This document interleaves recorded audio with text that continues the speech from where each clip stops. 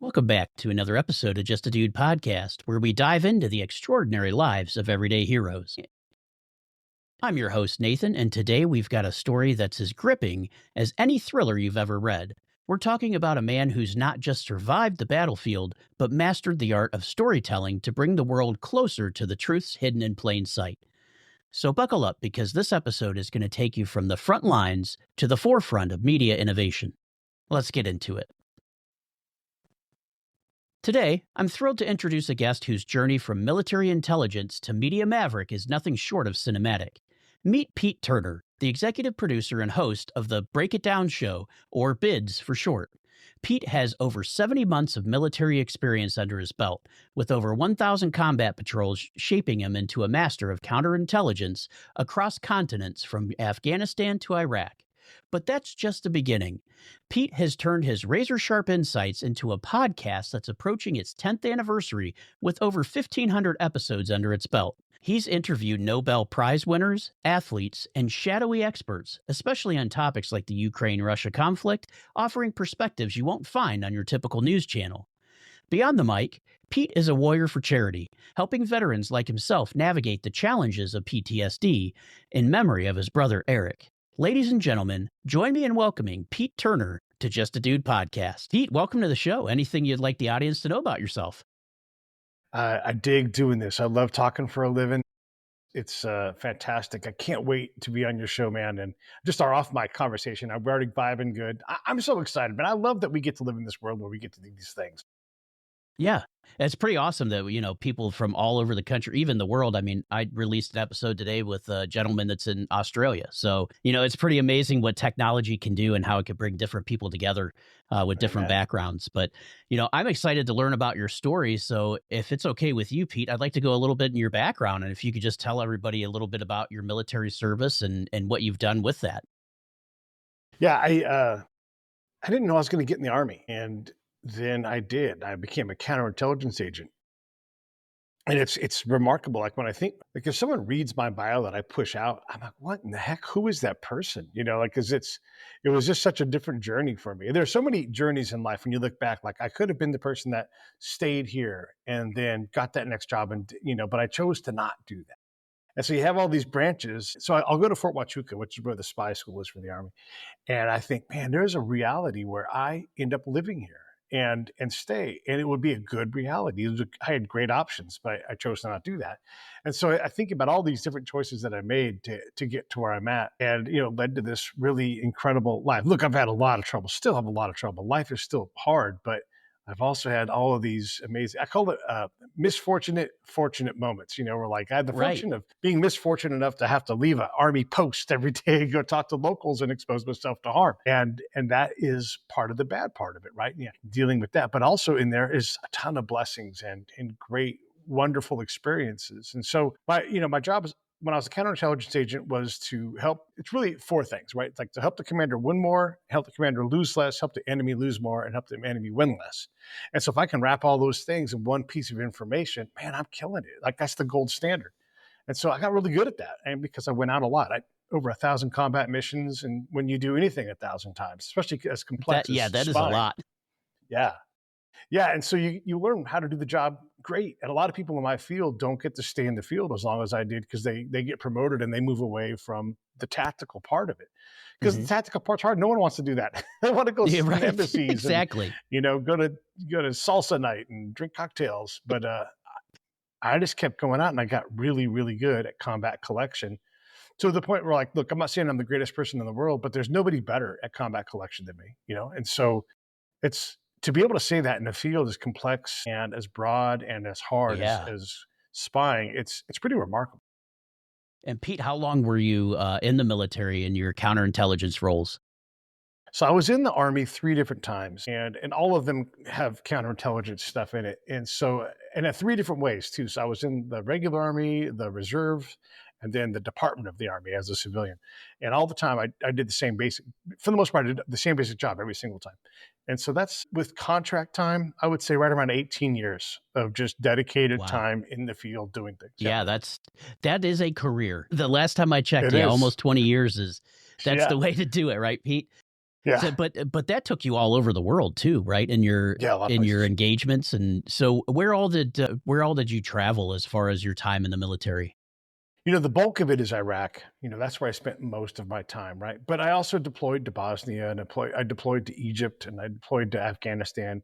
And there's some other smaller, like more singular kind of missions that are in that mix. But these are the things that I did that really define the person I became. These specific four missions, those four countries, Bosnia, Egypt, Iraq, and then Afghanistan. That's just the crux of what I did. I worked in Germany and all that too, but Yeah, really when I was great at this, it was later the Afghanistan, Iraq stuff that really I had learned all my lessons you'd and honed your started skill, doing right? things. Yeah. Yeah, Yeah, yeah, yeah. exactly. Yeah, because just like anything else, right? I have to assume that counterintelligence is just like any other trade, right? Where Sure. you have Yeah. to learn different things and then you have to find ways to make it work for yourself so that Yeah. you could get Yeah. that information. And then, so how has that transitioned you into, because you run your own show, your own podcast show. So how has that transitioned into podcasting for you? Not gently. It's I mean, I have to hard. assume there's things that you can't really talk about, right? I'm sure there's things that are still classified, Yeah, but yeah, a little bit. I mean, it's a lot less dramatic than that. Yeah, there was things that I can't, and you would never know what they were because I won't talk about them. But right. most of what I did was very immediate, right? And so even if it lasted 2 weeks as being classified, it was so perishable. And even like I can say, like I was with this unit with this commander in that place at that time. Right now, today, and that wouldn't be none of that would be classified, right? Maybe it's Right. sensitive and people would Mhm. be upset about it, but it's not classified. There's things called a mad minute, right? So I walk up to you and I go through this security, and you see it in movies all the time. Like, hey, we're going to have a meetings, everything coast clear. Yeah, coast is clear. We do a little bona fides, like the hawk flies at midnight. Like, yeah, I saw Mhm. the sparrow at noon. All that kind of stuff, right? Well, the fact that there's a mad minute, that's not classified. But what's classified is the words that you say. The hawk flies at midnight. Yeah, the sparrow flies at noon. A lampshade in the window, like as a signal. Yeah. Like those are the things that are classified because they're pertinent to that one meeting that we're going to have, right?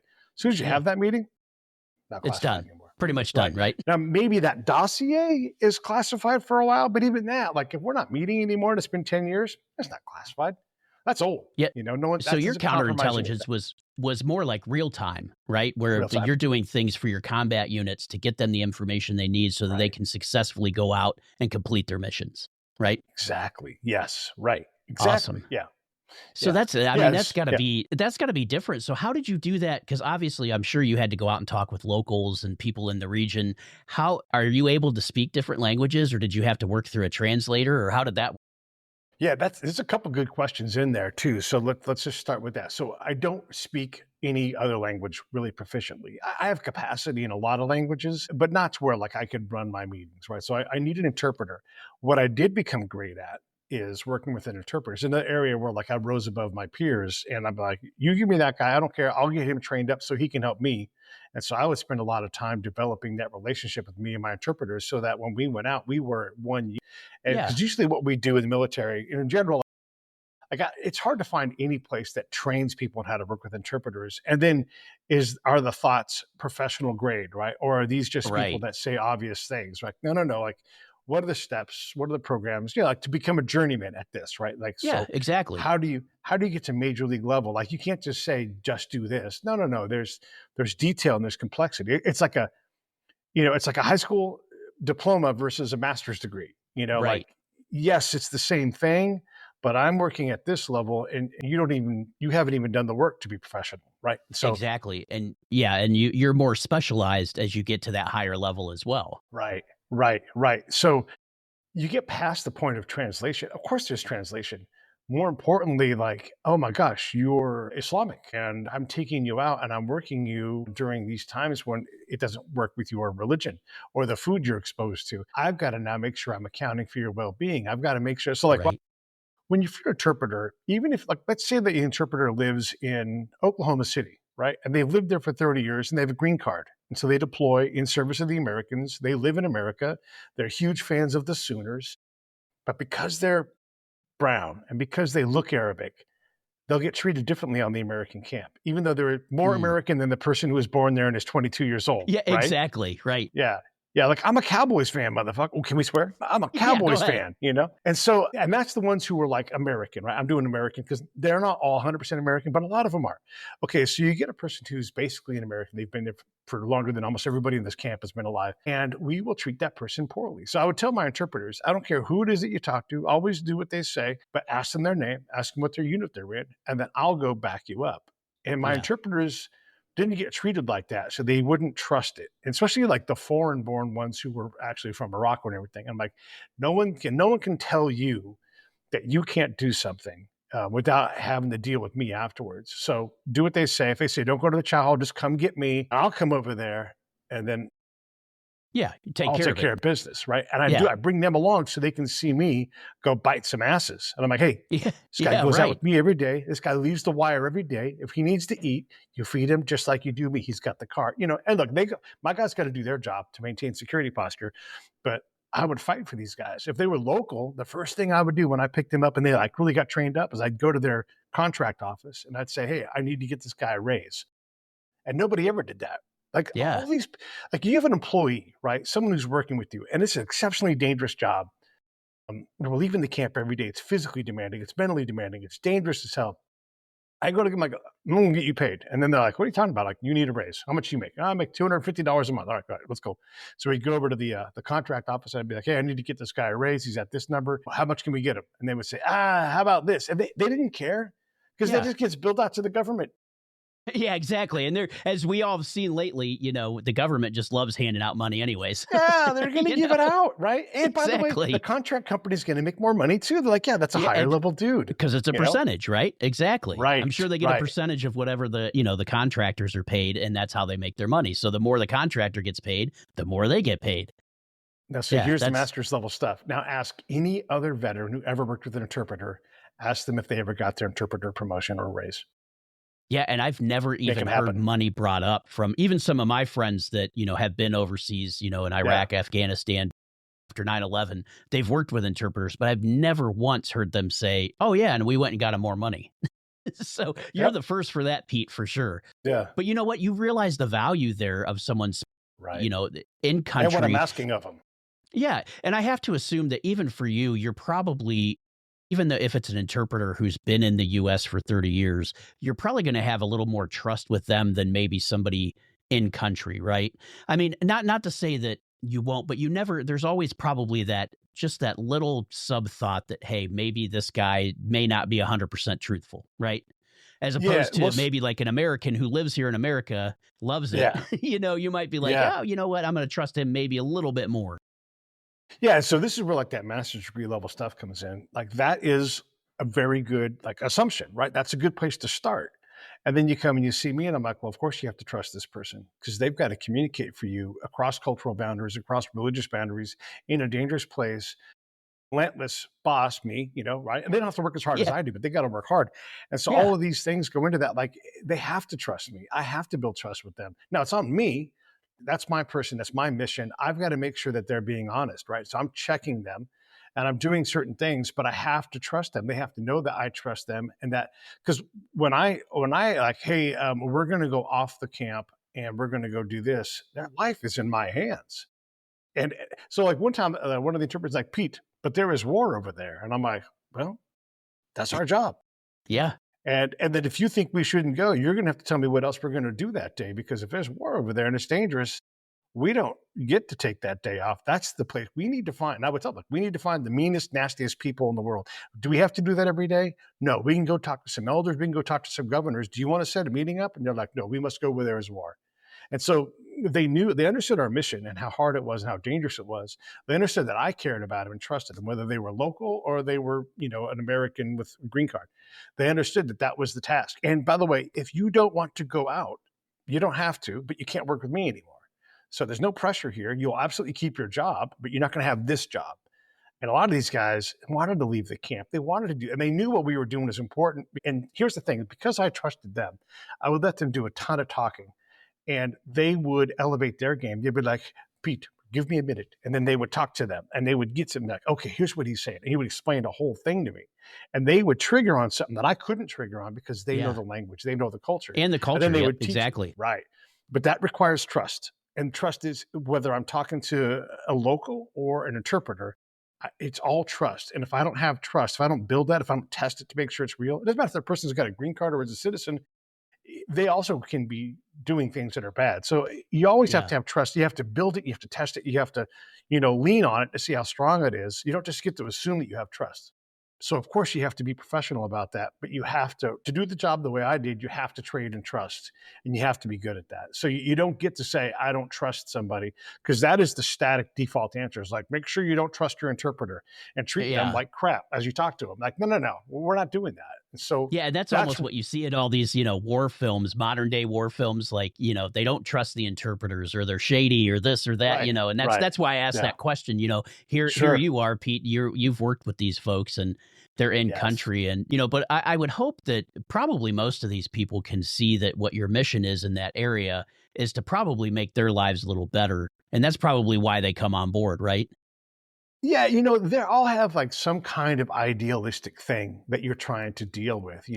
And by the way, some of that sometimes inhibits the mission. So I've got to figure out where they're at religiously. Now, most people, everybody didn't get. It's like, imagine going out with Catholics and you're going to go talk to a bunch of Protestants. Can they handle that? Yeah, it's no big deal. Like that's not that big. Okay, so great, but some people can't. And so sometimes I get an interpreter and I'm like, hey, this guy won't work for me. I need somebody else. I don't need the best. I just need someone that I can train up. Yeah. But this guy, like, we had a young kid and he's like, I don't want to go outside every day. And I'm like, well, you have to if you want to work with us. And he's like, I don't want to go outside every day. I'm like, you don't have to say it again. Let's go back to the bullpen and you can go sit down. And he was glad to do nothing, right? I don't want that guy. Yeah, that's definitely not the guy you want. Right. Because I look, we work hard. When I'm deployed, it's 20 hours, 16 hours, 36-hour days.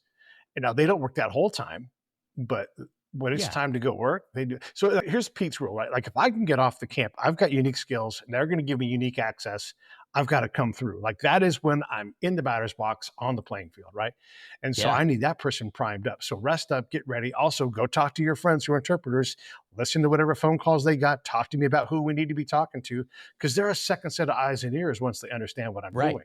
And now my little one-person machine is now a two-person machine. And while they're resting and chilling and playing dominoes and I'm writing reports, they're still gathering things and guiding me on how I'm going to use our time, because we only get so much time. So when the boss comes and the boss is like, hey, Pete, we're going to go on patrol. We go on patrol and come back. Woo, 6 hours. I'm exhausted. And my buddy's exhausted. And then the lieutenant comes up and goes, hey, Pete, we're going to go on a patrol. I got to put a dip in, drink an energy drink. Yeah, exactly. Tell Muhammad, I'm like, get your ass in gear. We're going back out. Back out today. Yeah, well, that's why you rested yesterday. We're going back out. Exactly. Because that's the rules, right? Yeah. And I mean, in the military, it's not like things are always time sensitive too. So it's not like you could just say, well, we'll do that tomorrow or we'll do that Wednesday. No, if someone comes up to you and says, hey, Pete, I need you to go out on patrol with us or this mission, you can't just sit there and say, well, you know what? We just did 6 hours. So maybe you could find someone else. Yeah, it's not going to happen. And you could say, oh man, I got too much work as it is. You could say that, and it would be true. But that's not what I would do. I'd be like, I get to go back out in the field. I have a chance to expose myself to this harm, to find out what's going on, and maybe save someone's. Yeah, absolutely. I can't get enough at bats, and so I would just write a longer report or another report. Like, I'll be up for 3 days in a row trying to get caught up on this. But yes, I'm doing this back-to-back patrol. And we did them all the time.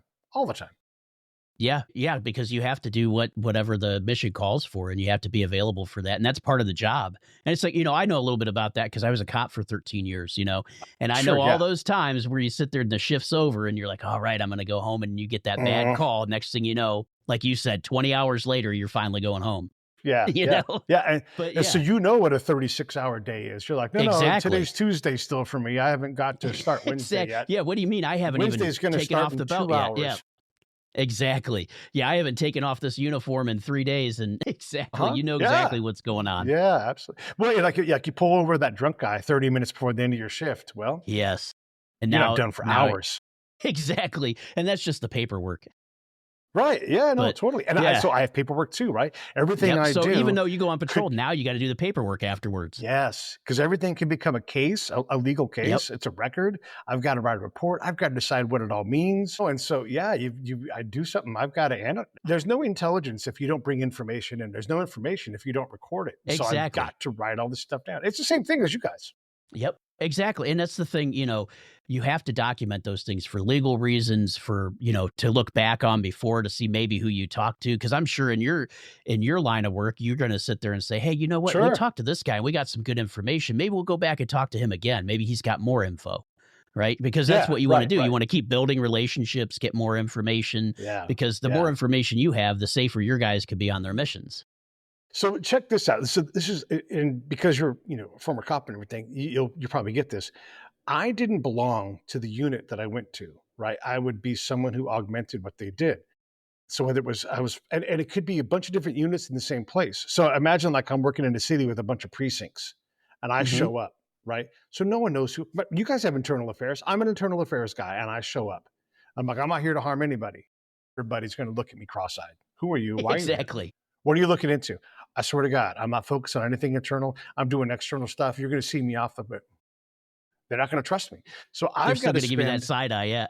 right, I got to spend about half my time building trust with the local units. And so that so the big units would love me, right? Like they get it right away. Here comes Pete. He's pumping out reports. Nobody else is getting us this information. It's amazing, right? Like, why don't you go help the SEALs? And I'm like, I will. Am I invited? And they're like, what do you mean invited? Of course, you just go out there. And I'm like, no, no, No. no. Yeah. So now, okay, so let's put it in your terms. So Precinct 13's like, hey, we got a SWAT team here. We want you to go in bed with those guys and help them. Hmm. Am I invited? Yeah, of course. Go over there. Yeah. Are they expecting me? No, no, no. Just go over there and introduce yourself. Like, So no, no, now no. we got a problem. Now we got a Yeah. problem.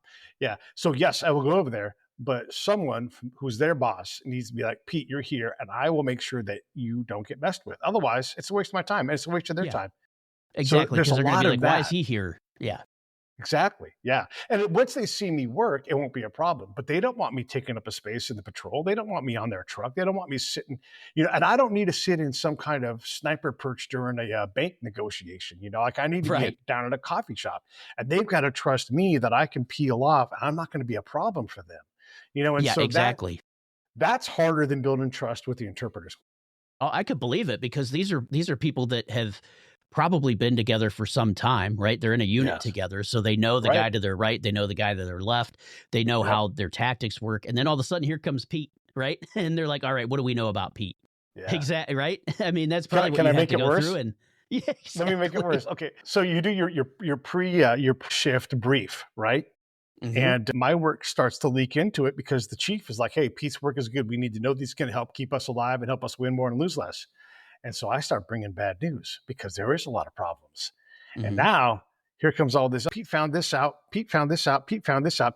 And it's bad. It's reflecting bad on cop behavior. I'm not looking Yeah. internal affairs, but I'm like, if we're supposed to be doing this and creating this outcome, it ain't happening. So, like, I'll give you Yeah. an example from my world. There's a briefing slide.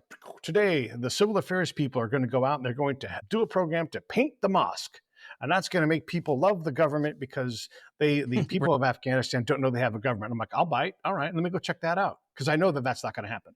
So I go ahead of time and I talk to the locals in the area. I'm like, what's the government do around here? And they laugh in my face and then they laughed in my face. What's the last thing the government did? Like, can you name anything? And then like, no. And I'm like, oh, come on. We've been here a long time helping these guys. Like, oh, you guys? No, no, no. Here's what you guys have done. And I'm like, go ahead. And then make a list. And I'm like, And so then I go pull the slides out from the old units because the unit here, they don't know what the old unit did. And so I pull all the slides out and so I'll show the command and be like, the last 5 units have done the thing that you're talking about doing. Let's do that thing. But here's a stack of slides. What are we going to do different? And they look at me and they're like, now, if I give it to the right person, right? If I Right. give it to the ops chief, if I give it to an army lieutenant who's lower ranking, if I give it to him, he'll spit in my face and tell me I don't Mhm. know anything. And I'm like, but I do know things. I just handed you 5 lessons from the last 5 years of this specific mission. Why are we doing it again? What was the result? Did these guys get a result? Is it good that we're doing it again? Is it bad? I have 100 questions, don't you? And then like, no, but the ops boss, right? He's like, yeah, I see what you're doing. Okay, let's go do it. You tell us what you think. So I go afterwards and I go back out and I'm like, hey, we just painted this mosque. What do you guys think? And they're like, yeah, it looks nice. Why'd you do that? We painted that 2 years ago. It looked fine. And so Exactly. that's losing less right there. So like we lost. Let's do less of that. And so the boss is like, Yeah, if we're going to paint something, let's send Pete out there and see if they need it, want it painted. Like, what if they want Yeah, Pete? exactly. What if we paint something they don't they want to leave it original, right? And then we go out there and paint it. Now Anything, that would be a anything, big right? that Yeah. And so that now I got a tasking from the boss. So the chief is like, what do you think, Pete? And I'm like, listen, it's not my job to think. The staff and everything is, I'll go ask questions and I'll give us some information, but I don't tell you what and they're like, no, no, no, tell me what you. So they always want more from me when I'm doing, because I'm giving them things they don't have. They want to put it to work. And so I'm like, let me go out and see what I can find out. And I'll tell you what the people think. And they're like, that I dig. And so then they come back and they're like, we don't need you to paint stuff. What we want are, and then we just have this whole list of things. And Yep, I'm like, why don't we just do some of that? And this is sound exactly. crazy, but we would never, so we would have a local governor in whatever area we went to, right? And we were so sure of the problems and the answers. We would never just sit down with that governor. And it took me a long time to learn this. This is not being Pete, like I knew everything. I Yeah, had to make this mistake 100 times. But I realized if you went and sat down with those governors, they had a direction they wanted to go. And if we allowed them to be governors, they would give you a vision of the future. Maybe it's unattainable because that happens in politics, but it's completely unattainable if we dominate the entire conversation of relationships. absolutely. Yeah, because we're there to be a partner, right? We're not there to be, Right, the driving force, so to speak. But yeah, right. in these different countries, we're supposed to be a partner with their government to work through things and help them. And you know what's funny, Pete, is I do the same thing in the job that I work now. I'm basically, for most people not understanding what a scrum master is, I'm like a project manager for IT. So, and that's one of the things that I do is say, what work are we going to do? Is it going to derive actual value to the customer? Right. And that's the Right. same thing for you is you're like, we're going to go do this work and we can make assumptions all day. But if we're not providing value to the customer, in this case, right, the locals, then what's the point of doing it? Yeah. Right? We're wasting resources and time on things that are not going to make a difference. So let's put those resources and time into something that's actually going to make a difference here with these Right. folks. Slow down, get more elegant, get more accurate, do less, do it better, and let the mission guide you. Don't let your goals, because we don't know what the goals should be. And so what I learned is all these units would come in with the same playbook. And I'm like, ease up on the playbook. That's why I bring those stack of Exactly. slides out. And I'm like, Yeah. we've done this, or like a question they would love to ask me is, how many schools are in the area? Like I was a genius and would know all this stuff. And I'm like, Right. why don't we already know that? I mean, I'll go find out. I'm going to go ask the governor and he'll tell me. What you should be asking is, who are the teachers? What's the lesson plan? Who built it? Are the kids studying? Are they getting You're asking the wrong questions, man. Like Yeah. this is 10 years in.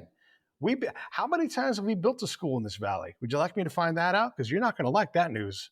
I'll tell you, and I would tell the commander, Right. like, you don't want me to find that out because that's not going to go well for you. And they're like, Exactly. and as you sound like the commanders trusted me, they're like, you know what? Yeah, don't go find that out. Because they had Exactly. deployed as lieutenants, they had deployed as captains, they had deployed as majors, and they're like, "Oh yeah, you know what? I built a lot of schools in my time, and so they knew, and they're like, "Yeah, don't go find that out." That doesn't help us. It's not that we're Yeah. afraid of the news, but that doesn't take. We know we screwed that up, and the commander now knows that I know that we know that we screwed it up, and so he's like, "Yeah, let's not do that. What should we be doing?" Right? And I'm like, let me go talk to the other bosses." And the smartest thing I learned in the whole thing was we had this governor in Afghanistan who was willing to govern, but we had this very negative perception of him. One of the negative perceptions was like, oh, he's tied to the Taliban. Guess what? This is Taliban country. So, Yeah. Who you know, isn't? yeah, Exactly. Who isn't there, right? right. Yeah. And so that dude, who's also a religious leader, like he would run the mosque in his area, right? So he's a former Mujahideen guy who fought Russians. So he's a hard ass. He's a religious guy who can use religion to his advantage to govern. And by the way, the government of Afghanistan at the time was called the Islamic Republic of Afghanistan. So Right. it's in the goddamn title. And he was a governor and a very seasoned governor. And so I listened to him, like followed his plan, and I brought it to the boss. And the governor said this to me. He's like, Pete, there's only room for one sword in the scabbard. Write that down in my book, take that to the boss and be like, he says there's only room for one sword in the scabbard. And so he wants to know who's the sword. And he's like, well, tell him it's him. And I'm like, well, we got to act like it. And he's like, absolutely. Yeah. But because we were simpatico. So now I go back to the governor. I'm like, all right, it's your show. You tell us what you want us to do. I'll help guide you. You have another person here to partner with you. And we will be in sync with what you want to do. So I would ask him, like a governor, I would go, I'd love to observe that event. Do you mind if I Yeah. go? Or is that too much? And if he said, I don't want you to go, you know what I would do? I wouldn't go. Yeah, I would stay exactly. home, You're building that you know? trust. Right. And so I would let him be the boss, and he knew that I respected him and what he's got the hard job. He's got to stay when we leave and govern this Right. place that has no budget, no roads. And so I'm like, what do you need from us? And so he did things. Here's what he did. We were so remote, right? That even the Americans couldn't really reliably drive out there. Every now and then, like once a deployment, they would drive out like, oh man, the trucks barely made it because these roads Right. break vehicles. And so we got airdropped supplies. And so these parachute pallets would drop in. Well, we would just take all of the waste, the cardboard, the parachutes, the pallet, and we just burn it. Mhm. He's like, don't burn that stuff. Give it to me. I can govern with that. And I'm like, you can't. Now that's interesting. Yeah. Let me watch. And he's like, yeah, you totally watch. Here's what I'm going to do. I'm going to call it. And then he would tell me what he was like, I'm going to call in this farmer. Here's what I'm going to call him in. Here's what I'm going to do. I'm going to offer him these parachutes because I know they want them. And these parachutes they're disposable to us. Like they're nothing. Yeah. They're not, Right. you don't want to jump out of an airplane with them. They're not for people at Yeah, all. exactly. And so we learned how he governed with, because cardboard equal power in terms of energy, like you can burn it. They didn't have trees, right? So they would burn cardboard. And so we gave him the ability to have something because he didn't have a budget. The money wouldn't reliably show up. And if it did, it didn't matter out there because they weren't in a money world. Yeah, they were more in an exactly. exchange world. Yeah. That's all the stuff that it doesn't sound like spying, but it is, because I'm looking over the hill going, don't talk about money over there, boss. Yeah, it's dangerous over here, but here's what they actually want to worry about. And then I get, and so you have to build the trust to do that. You have to expose yourself to harm to do that. You have to do all of those things to do my job. That's how I do it. There's other ways to do it, but that's how I do it. And that allows other people to tell me, hey, Pete, you're a good dude. Here's what I want to tell you. Don't go downtown today. Why? Just don't go downtown. Can't tell me anything more than that? Can't tell you anything more than that. Okay, cool. What time? So I ask the questions, and then I hand that over to one of my peers because I want them to have a win. And I'm like, here, take this win. There's a report. Even if it doesn't happen, they're getting a report about a potential, and you don't know how that report will fit in with something else. And so even if nothing happens and you're proving a negative, it doesn't matter because a piece of information came in. I give the win to that soldier because I got the commander's attention. I'm doing everything I need for him. Right? I'm directly communicating with the commander and the governor, and I'm funneling information through both those guys. And so if I can give that sergeant a win on something threat related, I don't need the win because that's his job. So I then become this depot of information from a lot of different sources. Hey, you got to meet so-and-so. And that's the Army guy or it's the Afghan guy. And they're introducing me to people. And I'm building my influence because I have a lot of information. And so in my world, if I can become a critical node for that unit so they can operate better and more lose less, then by default, the enemy loses more and wins less. And we start to make progress even when we can't see it. And then I try to go out and find those unseeable wins. I'm like, by the way, the governor threw a party. I wasn't invited, wasn't even allowed to go. Neither were you. But you know what? 150 people showed up. Well, why is that a win? Well, they were farmers he had never talked to before from his area. And so on and on and on and on, right? And so then the boss was like, we won last time. Like, we won. And it sounds dumb, but these things matter when you're trying to stand up a government. If you can't make the government appear for the people, then there is no government. There is no government, right? It's like a shadow government. It doesn't really matter. Right. Yeah. And yeah. In that sense, not a shadow government is a government running behind it. But yeah, you're absolutely right. If you can't, sometimes the shadow governor is the governor. Let's be right about this, right? Yeah, because these guys got to survive. They're like, I got chickens, and you're going to pay this man. It's like, wait, what? Like, no, I do illegal stuff all the time. I'm part warlord too, and I'm like, you're part warlord. What are you talking about? No, you got to be a warlord around here to survive. Otherwise, they think you're soft. So I'll kill someone if I have to. You do, and I don't care about that's not my business, right? So that's a different culture too. Right. So it's not like here in the U.S. where we would say that's absolutely ridiculous. But in war, especially the Middle East, I'm sure that's probably not the exception, but more the rule, right? Being a warlord / governor. Yeah. Yeah, absolutely. It's tough times over there. I mean, it's just a totally different environment, especially for our folks, and I don't think people understand that. And I know I've talked to some of my friends that were in the military and, like I said, spent time in Iraq and Afghanistan, and they just come back and say, what you think of a third world country, it's worse. This is what they told me, Yeah, and they said just, some places are nice, like if you're in, one of the big cities in Iraq and stuff like that. But in the outskirts, they said it's just, you would not believe it. Just breaks your heart to see how these folks live. Yeah, it's different. And if I'm going to be a little critical of that kind of a sentiment, it means that we didn't do our job prepping these guys when they deployed, because there's a ton of beauty in how these people live and what they do and how, but we're incapable of seeing it at a rate that we need to. If we're going to have a professional license to go impact someone's life like that, we have to be better prepared when we get there. So that, yes, there is things that makes you sad and breaks your heart. There are always going to be those things. But the day to day, you need to not learn all about their culture. You need to learn about how to learn about culture so that when you get, and I'll give you an example. So, and I know these lessons, but I do them publicly so that my peers can see that. And so I would say to someone, I'm like, I'm from California. You guys know me. I'm Pete. And I'm talking to the Iraqis in this case. Mm-hmm. Like, I eat with my left hand, but I'm told that I'm not supposed to do that around you guys. And they're like, Pete, and they talk with their mouth open and food coming out. They eat with their hands. They're all kinds of gross, right? Right. And I'm like, yeah, so that's what they tell me. I'm not supposed to eat with my left hand. It's not weird. I don't know. What do you guys think? And then they'll say something like, Pete, you're not from around here. We know you do things differently than us. You're an American. You're from California. We love you. You eat however you want. You're a guest in our house. It doesn't bother us. So I just took what we thought was a negative cultural thing, and it is, right? But I flipped it because I wasn't afraid of offending someone. I was curious, even though I know the answer, but I know the answer because I was curious from before.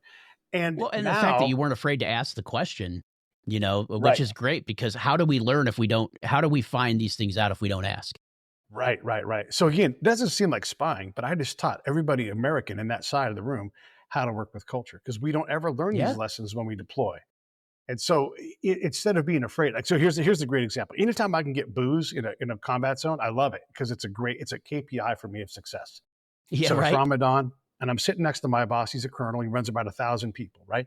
And we're talking to his peer, and that guy's also a colonel. And so it's my turn to talk, and I'm like, it's Ramadan, and I got my canteen here, which I don't normally bring, but I brought it for a possibility of bringing this up. And I'm like, and I want to drink water, but I don't want to drink water in front of you because I'm told that that's bad. I know all the answers to this because I've done this trick before. And then the colonel's like, it's Ramadan. You're right. Want some whiskey? And I'm like, fuck yeah, I want whiskey. Opens his desk drawer. He's like, you can have all the water you want, or you can have some whiskey. And I'm like, I'm going to come get some whiskey. He's like, well, I'm going to have some with you. During Ramadan, an Iraqi colonel on duty drank whiskey with me in front of my boss, right? And so my boss was like, all right. Yeah, so he's learning too, right? So my job is not just combat, like, is there going to be a bomb, but how do I make my boss better at partnering? And how do I get them to see the things I've seen? And that's all part of that winning more. Like, oh, I can win more here, And so, look, I don't care if the boss drinks whiskey or not, and sometimes they do, sometimes they don't. But the point is that it's possible during Ramadan to be offered whiskey by an Iraqi. It's like, come on. And so it's not about drinking, it's not about getting drunk. It's about the lesson, the exchange of that. And so now to that dude's like, Pete's a cool dude. He gets it. Yep. Yeah. And I like that because you're not only, like you said, counterintelligence, getting stuff for it, but you're actually, it just seems like you're training people how to correctly interact with the local folks and how to use them as, I don't want to say friend, but like an asset. Right? Yeah, that these people are assets to you. Treat them like, human beings within their culture. Here's some information that I can give you. Oh, by the way, you'll probably learn something if you listen to me, right? Because you're doing things for a reason to help teach others and show them through, different examples instead of just saying, do this, this, this, and this. You're actually letting them learn on their own. I was always trying to amplify what I did, right? And so, because if I go out and write reports that no one reads, that doesn't do anybody any good. So if I write reports that matter and I'm starting to influence the unit, that's good. What else can I do? Well, I can teach these lessons in a way that allows them to mentor their people and teach them. And look, I made all kinds of mistakes doing all this stuff. I got kicked off we all camps. People hated me, all that kind of stuff, right? But the people that got it, the people who are in charge are like, I need Pete. They would, if they were ever going to deploy and they had the ability to, they would absolutely grab me and put me on their team because they know that I was going to focus on keeping their guys alive, make them better, make their time worth more. And by the way, also like get the enemy to acknowledge that we were there and that we weren't that much of a problem, because that's part of my thing too, is how do I deflate their anger towards us? Exactly. You can't always do it and you can't always prove it, but so when I was in Afghanistan, this is at the peak of my powers, right? And I'm about to be done doing all this stuff, but the Taliban call a meeting. I don't know this. This is in the blind to me. So the Taliban goes to the governor like, hey, we want you to bring Pete, my buddy Rich. Bring Pete and Rich out. We want to meet those guys, because they're people are talking about them in town. And so we go to this farmer's house a little bit off our camp, and no anything. We're just there with the governor, so we're safe with him. Mhm. And we have this meeting with all these farmers. I don't even know what's going on. I'm just listening because that's my job. Just observe. Okay, I'll observe. There's nothing for me to do. So I'm just letting my interpreter listen. And he's like, it's just a meeting with farmers, that's all kind of thing. And they're talking sometimes about you, sometimes about you. And so we go through this whole process and I'm like, all right, nothing, not every well you drop a bucket into gets you a lot of, so there's nothing really there. And I got Right. plenty to write about. So I don't think anything of it. And the governor calls me back, maybe later that night, maybe the next day. And he's like, you know what happened today? And I'm like, no. What happened? And he's Tell like, me. that meeting we went to at Bob's house was called by the Taliban, and they wanted to meet you and Rich and decide what they were going to do about you. And I'm like, well, that's terrifying. Yeah, because you were sitting there, right? At the time, you probably didn't know that. You're just like, this is Unaware. just farmers. Completely, right? And you're my not, now partner, you're going, shit, yeah. yeah, my partner had set this up. And so I'm like, okay. And he's like, they like you guys. They know that you're respectful. They know that you're scholars. You have good beards. So you're all right. You guys can operate in this area. So that's how good I am at building trust. Was I built trust enough that my governor knew he could talk and take care of this for me, bring me back in, because he wouldn't have let them harm me, right? Yeah. And he said so. He said as much. He's like, look, I was never going to let them do anything to you, but I wanted to see what they would say. And he was curious, right? And it worked out. And he's like, I'm so glad I did, because now we don't have to worry about it. You guys are going to be safe in this valley. And we were done being in that valley at that point, but either way. And you're like, that would have been great, months ago, but right. But I hadn't earned it. I hadn't earned it. Yeah. Right. I had to earn that meeting. And so it's a shame that I wasn't able to say, well, let me stay and see what I can do. But your time is up and your time is up. Yeah, your time's up. Your time's up. Exactly. My time was up. So yeah. Wow, it's amazing that you have all these, just these experiences and working with different folks. So I could definitely see now as we transition into your podcast, how you transition to a podcast, especially with the Break It Down show, right? And that's what the name of your show is, BIDS, BIDS. Yeah, Break It Down show. Yeah, BIDS. Yeah, the Break It Down show. Do you want to tell us a little bit about that? Because, I mean, it does seem like just the title, The Break It Down, is essentially what you were doing in Afghanistan and Iraq and everything, right? You're breaking down, what do we need to do? What do we need to find out? So I love the title of the show. I got to admit it. I love it. I'm like, I can't believe that this all became this thing. And I started, I'm actually at his house. My buddy John and I started the show together. It's really my show now, but he's always like, he's a co-founder. He's welcome. I always try to get him to come on. But the show has grown into my thing. And it's a lot of it. It's just spy work, just reconstituted into this show form. So I reach out to people. I do conversations with them. That's like a patrol, right? And then the actual show is like a patrol report. Look, I know how to interview people because I've done it. Look, you know how this is. You go interact with people. Maybe you see them at their worst, maybe you see them at their best, but you're interacting with these people all the time. And you just get better and better. You can get better and better and better at it if you choose to. In my line of work, it was required. So I did. And now I'm and mine too, looking back now, I know why I'm getting into podcasts. I had to talk with people from all kinds of different backgrounds, usually at their worst, sometimes at their best, but I was always that type of person, kind of like, where I could relate to your stories, Pete, about, you being in the military. I was that type of person that even if I had to arrest you today, but whatever it is, I'm going to see, you're probably going to be out of jail tomorrow because that's the way the justice system works today. But when I see you tomorrow, I'm not going to hold a grudge. I was doing a job. You had a bad day. I'm going to see you on the street. I'm going to stop and talk to you. And most of the people were like that. And I feel like, that's something that you probably did. There may have been people you didn't like talking to, but you'd go and talk to them and have good, cordial conversations to get the information you needed. So I definitely get that, because talking to people and interviewing with folks, and not even interviewing, but just having a good conversation is kind of a skill that you have to learn. It is. Yeah, it is. And everybody thinks they know it better than they do. But until you really get into like the details of what that looks like, because you coming across the kid who's maybe up to a little bit of mischief and being the right kind of cop in that time, in that conversation, that's different than the guy who just uses force in position of will. Exactly. And I worked with a lot of cops like that. And let me tell you, they were my least favorite. Man, because when people come in and we just say, they get people what we call assed up, they just come in with an attitude, and it's like, why are you starting at 1,000 when they're not even yelling at you yet? Right. Yeah. Man, so my brother and I were driving. It was like a Friday afternoon. We're getting done doing some work, and we got rear-ended. Not bad, but rear-ended by a guy. And so we kind of drove over, and he's hammered. This guy is drunk as hell. And so while my brother talks to him, because they're looking at his truck, he's got a work truck. So they bent bumpers a little bit, not that big of a deal, but you still got to do the job. So I run over and I call the police. Hey, we were hit. The guy's drunk for sure. Here's where we are. And so they come over, and the cop that responds comes over, and he's trying to sort it all out. And I understand all this stuff. I'm keeping my hands out where he can see him. And he's like, well, I need your ID. And I'm like, my ID? No. I wasn't driving. I'm not the drunk guy. I'm not the guy you need to talk to. He's like, well, I need to have your ID for the report. And I'm like, yeah, but again, I'm not the guy. I'm the guy that called you. So just go talk to the guy who's drunk. And he's like, no, but I need your ID for the report. And I'm like, listen, okay, I'll tell you what, I'll give it to you. But if you run my license, it means and he's like, no, I'm not going to run your license. I'm like, if you lie to me, I'm going to be pissed. And the guy lied to my face, and he ran me. And I don't care that you ran me, but he should have said, you know what, I'm going to go talk to the drunk guy. That's what he should have did, because I wasn't the problem. I wasn't even driving the damn car, And so he, instead, in front of my face, he ran my license. And I'm like, see, look, This is a problem. And I know you don't understand this, but you just compromised the integrity of every cop in this force. Because now I can't trust any of you guys, because you literally just lied to me.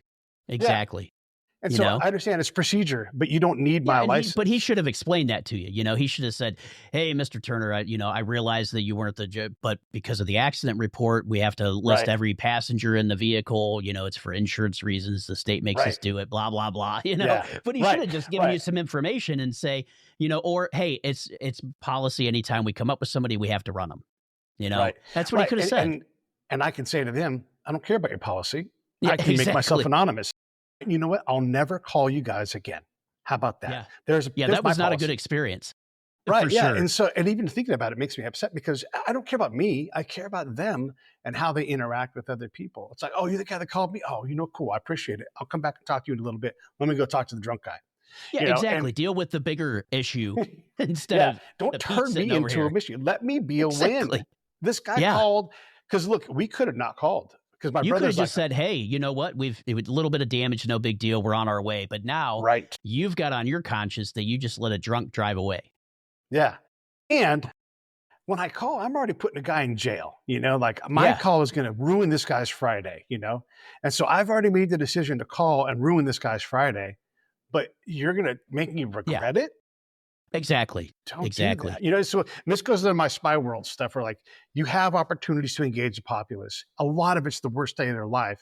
Like if we got hit 20% harder, it would be even worse day, and you just made it worse by, I can't even rely on you. I never understand why people, even in that case, using that as an example, why not just tell the truth, and say, hey, like I just said, hey, it's our policy, or, hey, I need it for the accident report. Right. But again, like we said, if he hasn't dealt with the drunk yet, the person that's been drinking, that should be a first priority. Yeah. If he's really drunk, you need to ascertain that first, deal with your arrest, then you could do your report later, Yeah. And by the way, if I don't give it to you and you're saying it's policy, is it the law or is it policy? Exactly. The law. Well, then you need to show me the law, because I don't think that's the law. I don't. From what I remember here, and I'm in Ohio, right, Pete? But laws differ by states. But from here, there's no. I think I'm not even sure that it's required. I think it's required for us to get your information for a traffic accident report, but we don't necessarily need your ID. You know what I mean? Right. Like your name and date of birth's fine. And what I was led to believe was he was going to write down my information for his report. And he ran me, and I'm like, no, that's the wrong thing. He should have, or at least he could have.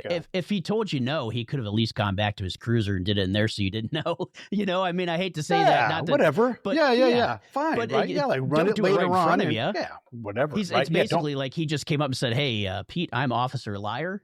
let me start lying to you off the bat." Yeah, and I didn't have any reason to worry about him running my name. No, it wasn't going to be a problem, but his approach for the whole thing was, from what I understand about combat and conflict and talking to people, like, there was no need to do that. And don't tell me you're bound by a policy when we're out here on the street, because you have agency and you can decide to not arrest somebody. Oh, you know what? Absolutely. I looked into it. Not going to arrest that guy. So don't tell me that you have to have my ID, because you don't. Yep, so definitely discretionary.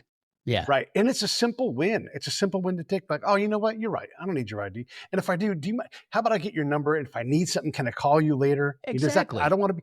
It's Friday. I want you to get out of here fast. Here, if I need you, I'll call you, but I'm not going to need you. Don't worry about that. Man, I would love that guy. I'd be like, yeah, because I'd be all about that guy. But the guys who want to impose will, no matter what, and that's their default, and they don't have the tools to be better cops than that. Maybe the guy's a new cop. I don't know. But Yeah, could have been. But same thing when you go on patrol, right? Like you have a bunch of people who aren't patrol savvy. They know how to be warriors. They know how to like, I'm going to put my gun in your face and kill like that. That's someone's mom. Don't shoot the mom. Calm down, chill out. Let's figure out the best pathway to make this place less full of crime, less full of danger.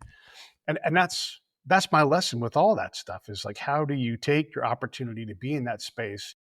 Like just default to officer friendly until you can always be more powerful as a cop. You can always, the one entity that can take someone's freedom away in an instant. So why not just start with officer friendly? Like, no, you're not going to bamboozle me, but I'm glad to be the guy that you want to talk to. So tell me what's going on, but well, and you know what, when I used to do field training, when I'd train new officers, I'd always tell them, listen, the level you start at, you can't really back down from there. So if you start at asshole, you're probably going to stay there because people are going to, their defense mechanism is going to kick in. Hey, this guy's being a jerk, so I'm going to be a jerk to him as well. What goes around comes around is the kind of thing. So I'd always tell new officers to say, listen, if you're going to talk with somebody, there's no reason to start off the bat. I said, even if it's somebody we deal with every single day of the week, treat them like you want to be treated at first. Let them set the tone, and go from there. Yeah.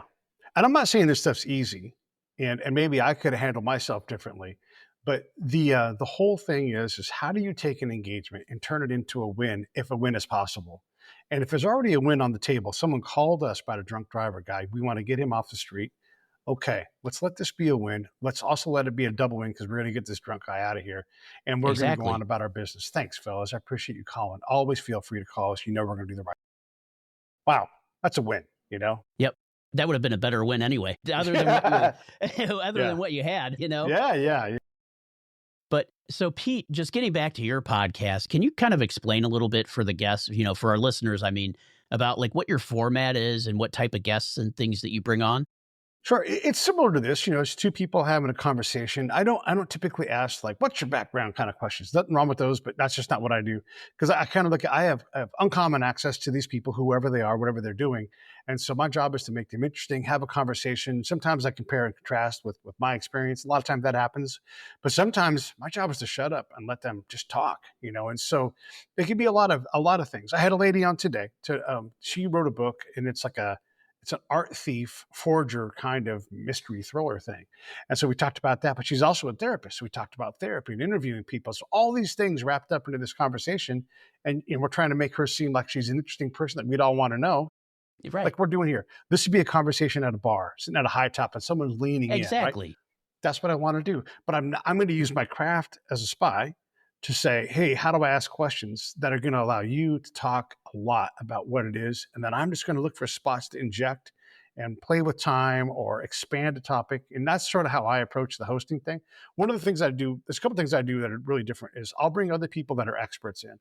And so like, let's say I brought in my cop friend and you and I were all going to talk about policing. Right. And so now we have a triple dynamic where we can really explore something. And sometimes I just back out of those and I just let the people talk because they can have a better conversation than I can because they're of that world. And so it can be a lot of things, but it's an hour long.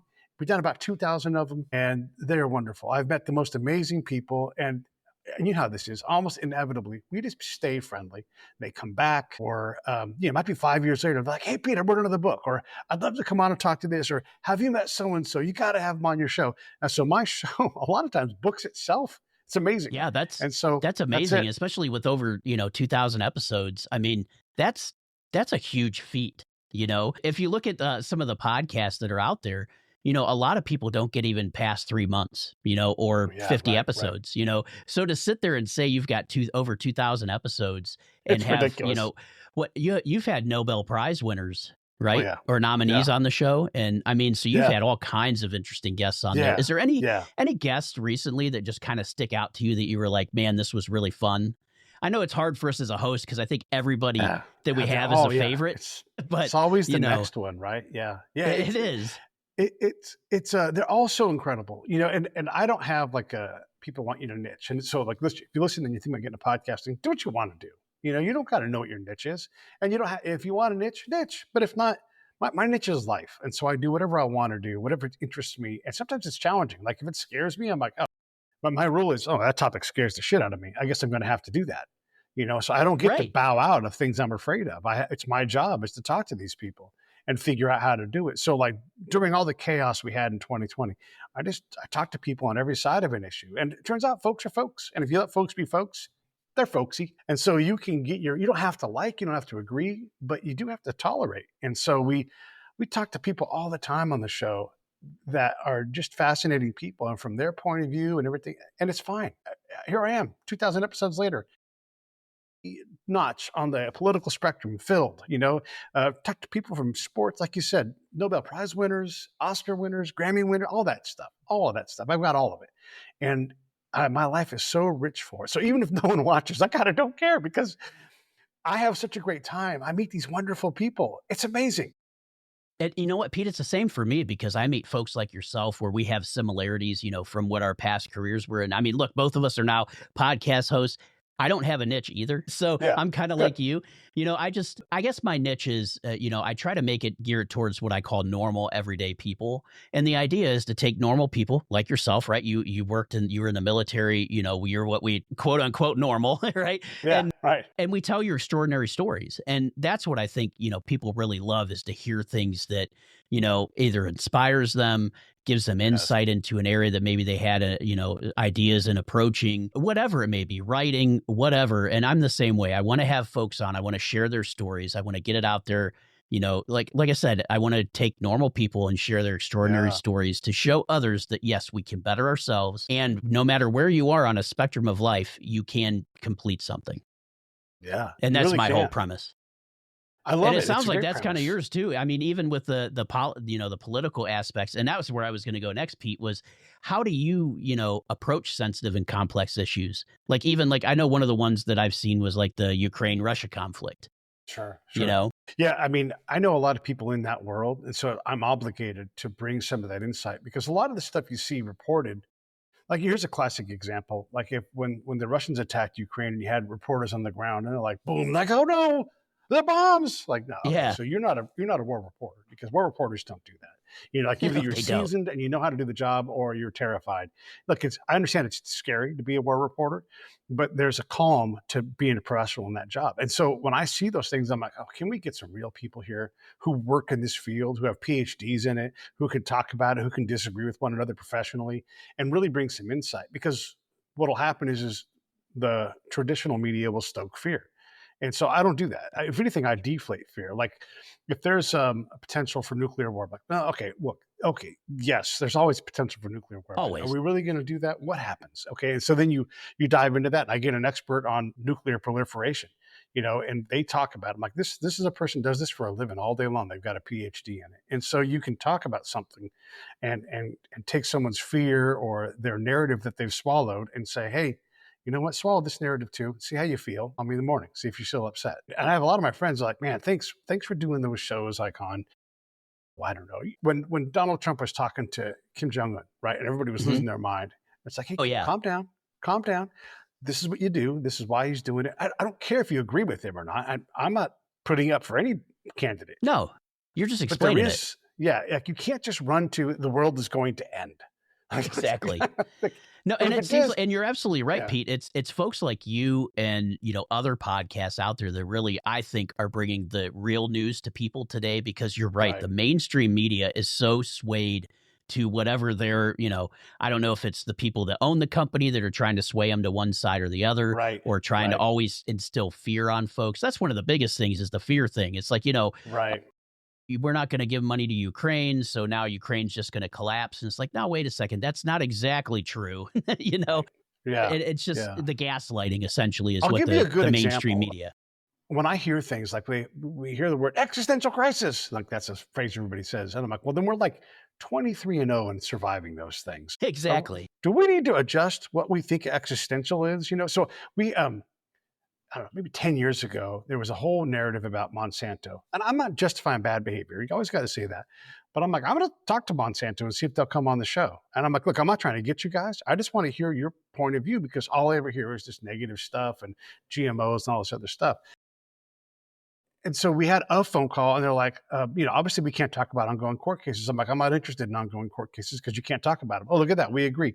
Okay, what can we talk about? I just want to know, like, what your guys' mission is, examples of it, that kind of thing. And they're like, we'd love to do that. And so they came on. They didn't limit any. Look, we weren't going to talk about court cases because there's no point. And we were kind of like drink Roundup and all these other stunts that happen. Like, we're not doing any of that. We want to get to know you guys, right? And so they sent this guy, Ty. He came on the show, and he's like, look, we exist for farmers. We hire the best possible people we can, PhDs who are experts at agriculture. We can't get enough of these guys because the problems we get are almost unsolvable until we, the only company that does this, can do it. And we start with traditional agricultural tools to solve these problems. And as they graduate up the problem matrix, until we get to a point where we have to invent something, we invent something, because that's modern science. That's what we do, And so, look, do they have sharp elbows? Every company has sharp elbows. Of course, they've got to protect themselves and go to court. And some of that behavior is inexcusable. Okay, great. All that stuff aside. But farmers bring them problems, and farmers are trying to feed us. And so if you just throw away Monsanto, well, then you haven't done your work. And again, I'm not justifying any kind of like, they did this, they invented that. They want to make a better solution. Are they perfect at it? No. But who else is going to do that? Who else is going to employ all these agriculturists? Yeah. And so that was things. Yeah. Hindsight is 20/20 always, right? When we go back and look at things, we can always see, maybe we shouldn't have done that or whatever. But the idea is things change, right? Like what we knew was right 20 years ago is no longer right today, Right. And because we evolved so much as a society, just with technology and everything else, that we could sit back and say, you know what, maybe that was a mistake to do, like one thing I think about is like, 70s, 80s, like cigarette ads, or even cigarette ads on TV. And then all of a sudden we're like, wait, you know what? Smoking's bad for you. So maybe we should take those off TV, Right. And it's like just things like that. And it's like we didn't know any better beforehand, but now that we know something, that's where we got to take that step and move towards a better direction. Yeah, and I think tobacco is a great example. I think we learned a lot about the bad side of corporations as they do that. Like, they have to justify their behavior. They got a lot of people sick and made their product more addictive, and those things are bad. And so you can't just throw something away based upon the narrative of somebody else. Like, you're obliged to look into it, or at least I am. And so then you can decide. So here's the funny thing. So I've got this guy, Charles C. Mann, and he's an investigative reporter, very, very, very smart guy. And we were talking about food systems because he's writing a series of articles. This is a current series I'm doing right now. And I told him my Monsanto story. He's like, I was invited to go to Monsanto. They let me look around. And I was talking about all these things you're talking about. And they were wonderful people there. They were brilliant. They were blowing me away with all the things they knew. So if you're telling me that a food company is going to hire the most brilliant people in agriculture in the world, and they're going to work on solving problems that allow us to feed all these people that don't have access to food, that have diseases and stuff that wipe out their crops. For us, that hasn't happened for ages now, right? Like decades and decades, 100 years. But these other places, that's not true. They're going to work on solving these problems. Well, I'm just going to get out of the way and let them solve those problems. And sure, there's going to be some negative things to that, but we got to feed people. And we can't just get mad at a company. And so, like, when I hear things like big oil, big ag, big fruit, all these things, I'm like, well, you haven't done your work. I say those words too, by the way. But we all do. Things. Right. Yeah. And so you invite those people on your show. Sometimes they don't come. I was speaking of big oil in my hometown, right here where I'm sitting. There's a refinery, and we went and talked to them. Great show. Well, their lawyers killed it. And I'm like, you guys are fools. You guys are fools. Yeah. You have this problem where people hate you because of what you are, not what you do. Exactly. Or what the perceived or what the perception is that you are. Right. Because that's a lot of things too. You hear one bad thing in the media, and then all of a sudden, you have a negative view on a company, where in reality, like going back to smoking, like Philip Morris, right? The biggest manufacturer of cigarettes in the country, probably the world, but they also do other things. Sure. That come, like, they do things in health. They do things, they're all over the place. So it's like, just to sit there and say, we should just, get rid of Philip Morris. It's like, well, wait a second. You got to understand what they do, Yeah. And so I think that's a great point. Yeah. And so that's one of the benefits of having a show like, like what we have, where you can go out and you can look into something. I'm going to have a fire expert on the show talking about fires, because you hear a lot of conflicting narratives from people. And I don't know what the answer is. So I just try to go to the source. And look, if I go to one source, I'll go to another one. I'll even have them on the same show and be like, help me sort this out, fellas or ladies or whatever it's going to be. How come these things conflict? What does that really mean? And then I sit back and they sort it out and they talk about it. It's amazing what you learn when you let really smart people who are dedicated to this stuff. It's one thing to worry about the environment. It's another thing to go get a PhD in it and then get your arms, neck, get in it and do it, and then talk to that person. And they're like, so I'll give you an example. One of the Nobel Prize winners I've had on is a guy named Steve Running. He's a climatologist. He's like, oh, we can take all kinds of carbon. He's not a climate denier. So we can take all kinds of carbon in the climate. We don't want it, but the thing is, it's manageable. We can do things. And there's all kinds of things that we try to do that actually make it worse, that we think are good, And so we was talking about all this stuff, but a very practical dude. He's like, he lives in Missoula, Montana. He's like, I ride my bike to work, but you don't have to. Maybe you live 10 miles from work. I don't want you riding your bike to work. That's dumb. We can manage this. We can be smarter. Coal is already going down. All these consumptions are going down. Meanwhile, it's going up in China. We can't. So he would talk about the whole system of systems and say, look, pushing the button here, that's not going to fix anything. We just got to slowly shrink this big problem and improve how these systems work together. And then you get there. He's like, is that easy? Is anyone going to do it? Is it a political thing? Yeah, all of that stuff. It's super hard. Just continue to get better and you're just going to get better. And he wasn't all that worried about it. And yet he's a climatologist like, hey, it's going to be pretty exactly. bad. And Pete, when it comes to things like that, I've always been of the same thing where, people talk about climate change and I don't deny that our climate has changed somewhat, right? I mean, we're seeing different weather patterns and stuff, but you're absolutely right. We could do everything and go completely carbon neutral in the United States. But if nobody else in the world does it, it's really not going to make that big of a difference. Yeah. And there's all kinds of things, subtopics in there that you can get into. Oh, yeah. It really gets challenging because you start to realize how insignificant you like here in California, like, we want to get rid of our gas stove. My gas stove is not anybody's problem. That doesn't do a thing. And it's not like, well, one starfish back in. No. There's things we can actually do that would make a big difference. And if I want to get rid of my stove, okay, fine. But let's get these gigantic balls and move them over a little bit and be like, that problem is less now. Don't focus on me.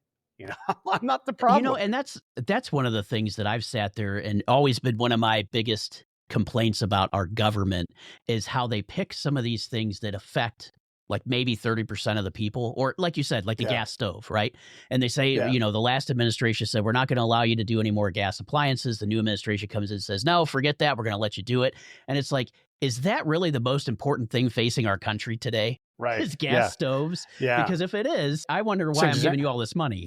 Yeah, totally. I would use this example before it became more political, but I would say like every Tesla that lights on fire is more consumption of carbon than the person who bought it could ever do by themselves. It's just true. Every time you take the amount of energy it takes to put a cubic yard of concrete 80 feet in the air is more than I can ever do in my lifetime. Like all of the moving parts to get all of that stuff up in the air, 80 feet. And I don't mean like it's floating in the air, everybody, but like it's attached to, and so that cubic yard, all the energy it takes. So do I need concrete up there? No, but is it part of having a train station or whatever? Oh, okay, great. But don't act like my shoes and my belt are a problem or my steak dinner. Exactly. That's not the problem. We have bigger things to do that actually make a difference, and would make more of a difference. About these things. Yeah. Right. Exactly. Yeah. It's like, I think I was watching a show, I think a new show that came out on Paramount Network. It's called Landman. I don't know if you've seen that. Yeah. And I've not seen it, but I know the premise. Yeah.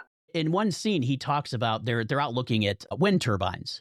And he says, he starts going into, you don't talk about the oil that went into the plastics that made it, or the oil that took for the trucks to get it out here, or the oil for this and the oil for that. He goes, in its lifetime, in its 20-year lifetime, this one wind turbine will not regenerate as much energy as it used to make it.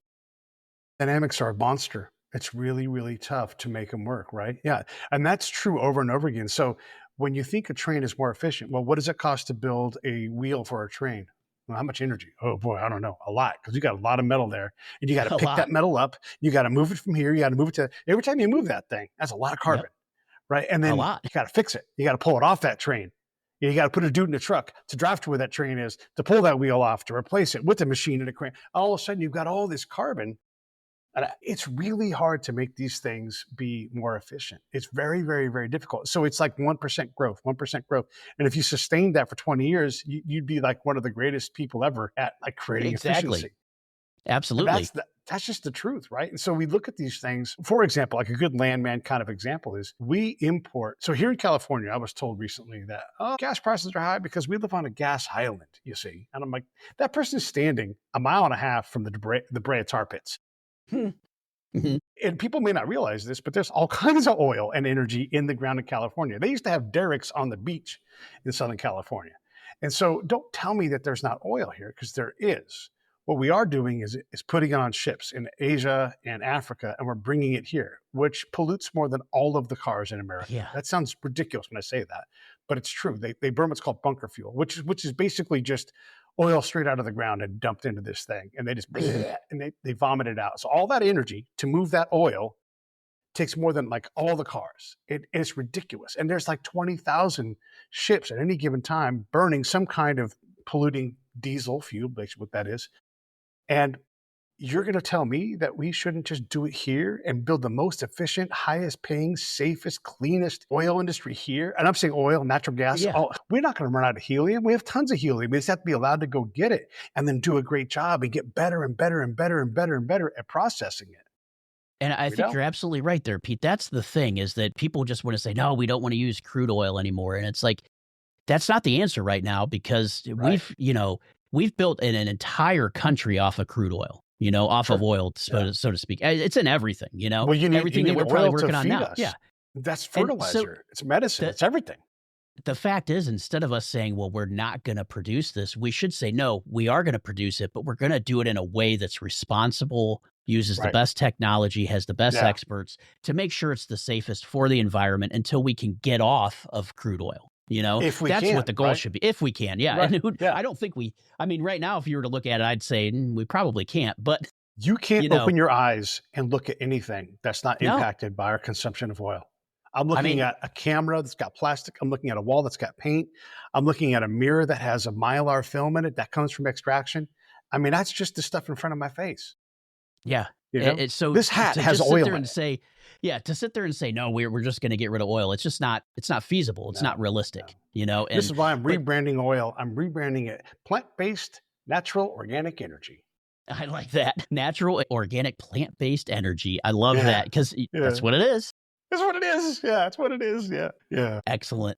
Well, Pete, I want to switch gears just for a little bit, because this is something that is important to me, and I think it's important to you, but PTSD and charity. And you do some work with a charity, don't you? That has to do with PTSD. Yeah, I don't work with Save the Brave anymore, but I have done a lot of work with those guys, and I continue to look for ways to give back to my community. All things have their eras, and so there's nothing wrong with Save the Brave. They're awesome. They do great work, and I want to do different work now. And so we just have gone in a different direction. So it's not like a breakup. It's just evolution. But PTSD is a big deal, and we're trying to, it doesn't just belong to soldiers, No. Cops Trust me, I know. Firefighters get it. Ambulance people get it. Teachers get it. We all get it. So how do we deal with it? Now, for me, in my case, it was constant exposure to a lot of dangerous things. It wasn't one moment, right? But my buddy who he's retired now, but he retired less than 6 months ago. He ran a 911 center. And the last big nasty call they got was like days before he was going to retire. By the way, at that point, his brother had about 10 days left to live, because his brother dies immediately after this, right? In a wasp sting thing. But a car crashes, it causes a fire, and the phone calls the 911 center. And so what they get to hear, and he's got a rookie 911 response operator on, and they get to hear the mom and the baby burning to death. Yep. Yeah. And so they get to the scene. Brian, my buddy, he responds, because his job is, like, he runs the center, but he also is like, hey, is everybody here going to be all right? And so he goes out to back up the main guy that does that, because they're looking out for these first responders to make sure, like, you've seen some horrific things today. What do we got to do? And as you know, there's a process. And so he goes there. That dude's vomiting. The guy who's like the professional at dealing with this. And so Brian was smart to go there. And that's every day in their world that stuff's available. Death and destruction and videos and people coming back. And so they get messed up. We don't realize how much that stuff is around all of us. And if you're not equipped to deal with it, and it's not easy, it's like going to the gym every day and working out. And that's how I stay mentally healthy, is I have these steps that I've built into my life. But I also know that I don't 100% control this thing. And so if it gets out of hand, people that have killed themselves have been on this path. I've Yes, managed to stop right here, but people go through that next gate, and I don't know how many gates I have in front of me before I end up there, right? And so this is not a cry for help, exactly. but this is a reality of like, how do we take seriously how we care for ourselves if we're able? And I don't know that we can reliably do it with everybody. For me, I still have problems every day, but I can manage them. But if I lose some mental capacity as I get older, maybe I won't be able to. Who knows? See, that's what I worry about too. I deal with PTSD too from all the things that I've seen because, not only as a police officer for 13 years, but I worked as an EMT for 6 years Yeah, you've and I seen it worked as a all. 911 dispatcher for 2.5 years. So Right. Oh, you know it's, all this work. Yeah, it's right. there. Oh yeah. Yeah, I was like, hey, just let me, I don't need any mental health. So let me just right. do all these jobs. But one of the one things that I heard recently, Pete, was the average person in the United, and this is just talking United States, will have 2 to 4 traumatic instances within their lifetime. The average first responder has a minimum of 700. Yeah, And yeah. that's crazy over a 20-year career. So I mean, it's just absolutely crazy to think of that, to go from 2 to 4 and pick a job. And I'm going to lump in military with that because it's probably even more, especially those that have been in combat zones. Yeah, yeah, That yeah. to know what we've seen, and it's just not understandable. I don't think for the normal folks that maybe don't have to deal with it quite like we do. Yeah. Yeah, I mean, you build up a resistance to it, at least temporarily, right? And you can deal with it in some Exactly. way, right? But it still approaches you at night. We still go to the bottle to try to deal with it, and that leads to other problems. And so, yeah, I mean, there's still damage. And I always say, like, if you could see the damage on my skin that I've Oh taken my gosh. through Yep. PTSD, you'd be like, dude, sit down, relax. What are you doing? You're overdoing Exactly. it. Calm down. Yeah, and I feel that exactly the same way, Pete, because it's like there's so much stuff, and sometimes, like you said, some days we have great days, and maybe it doesn't bother us as much, or maybe not at all. I don't know that I've really had one of those recently, but on other days Right. it can just Yeah. be an absolute nightmare. And I mean, it can just hit you out of nowhere. Oh, it's You so know, horrible. Yeah. it's just for those folks that are out there, if you do suffer from PTSD or even think you might have it, I definitely encourage you to seek help because, it's not something that is meant to be dealt with alone. And the more you talk about it, the better it gets. And I'm just speaking about that from my experience, Pete, but I Sure. think Yeah. that's generally the overall, the more that we could talk about it and get some of these things out in the open, the better we are to deal with it instead of And just I would locking it in like us men do, right? We Yeah, oh, definitely no, lock that please, let's stuff just in. bury it down and never acknowledge it ever. Exactly. Yeah, yeah, yeah, That's yeah. what a Like, shovel is made for, to bury I things. I would do anything to not feel this way. Well, how about you go to therapy? Well, except for that.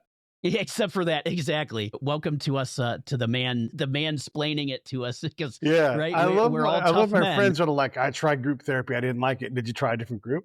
No? Yeah. Like, "Well, then Did you what are you try doing?" individual? I Yeah, mean, like, there's all kinds of did stuff. you and here's the thing is, like, I know these guys, and so I'm like, did you used to box?" "Yeah, I used to box. Wasn't for me." "What'd you take up?" "Oh, I took up jujitsu." "Did you do that stuff?" "No, no, then I got into CrossFit." I'm like, do the same thing with your PTSD recovery. Just Yeah, keep trying them. Have an error. That's exactly. fine. But treat it like you're serious about it. And that's what gets them. They're like, what do you mean treat it like I'm serious? Of course I'm serious about it. Like, well, then why are you so But are you? soft? Why are you quitting? Yeah, Yeah.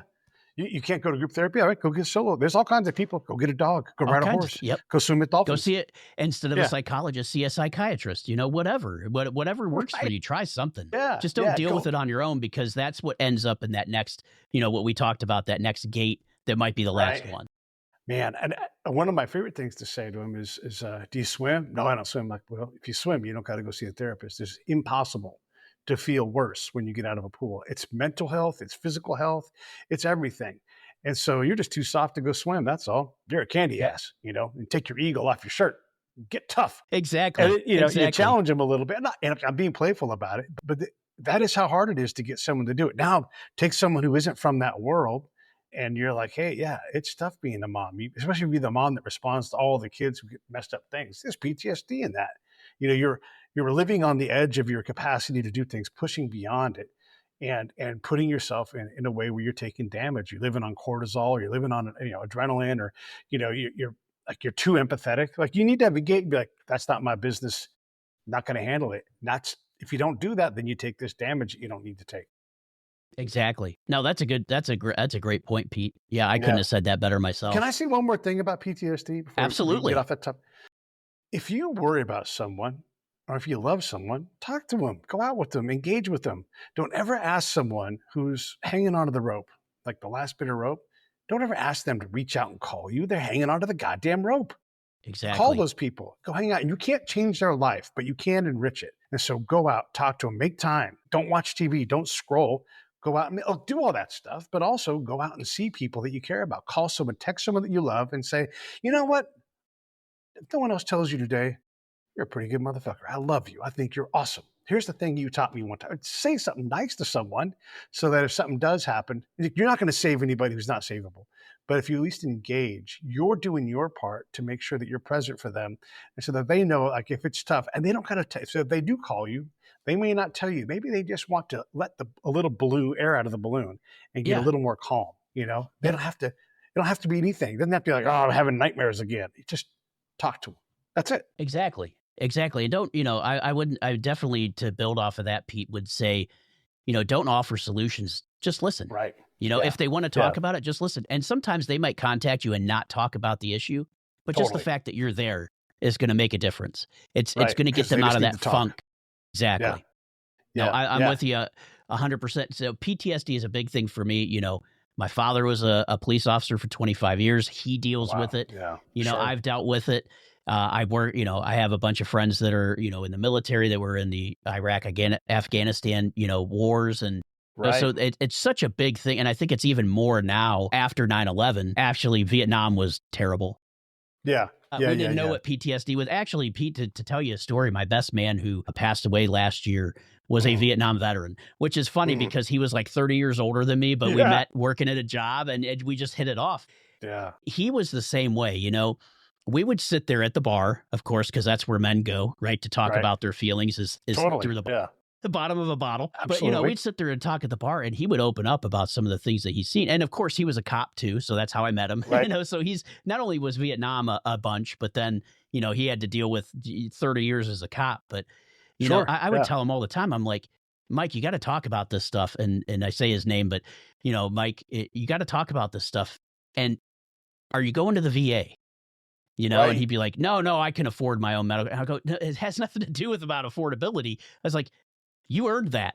That is your right to go to the VA because That's especially for PTSD, they did nothing for you when you came back in 68, 69, when you came back home.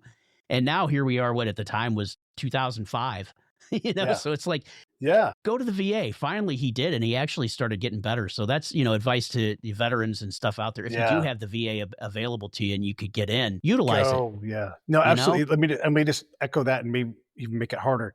Go to the VA. One, you've earned it. It's a right you're entitled to. It doesn't matter if you can afford your own stuff. You don't have to take that care, but get in, get registered, get rated, continue to, and if they underrate you, you know what you do? You keep asking, you keep working, and you treat it like it's going to the gym.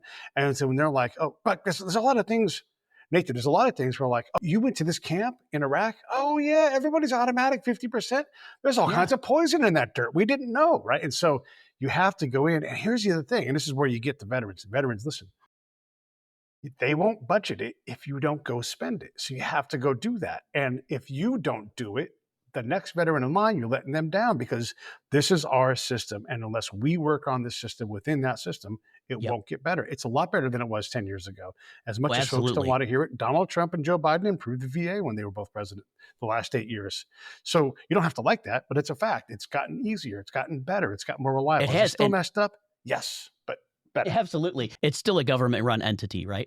So we know it's not going to be perfect, but it's definitely there for you. And like you said, you could go back and get reevaluated and, maybe they get, up your percentage. And it's like, just at least try, it's there for you. Use it. Again, if you don't use it, they're not going to budget it. Yeah. And if they tell you no, over and over again, let them keep telling you no and just be like, no, absolutely. I'm gonna keep asking. Yeah. Yep. No, I It's a agree big with you. thing. It's an asset that I think a lot of our veterans don't take advantage of, and I think it's probably because of the remarks of, oh, the VA doesn't work, it's never helped anybody, but in the end, it does help folks. And It does. I agree. Yeah. I've worked in healthcare since I've been outside of policing, and I worked I'm in Ohio, Pete, so I worked with the Cleveland Clinic. If you've ever heard of them, they're like the Sure. number one heart care in the country, but Right.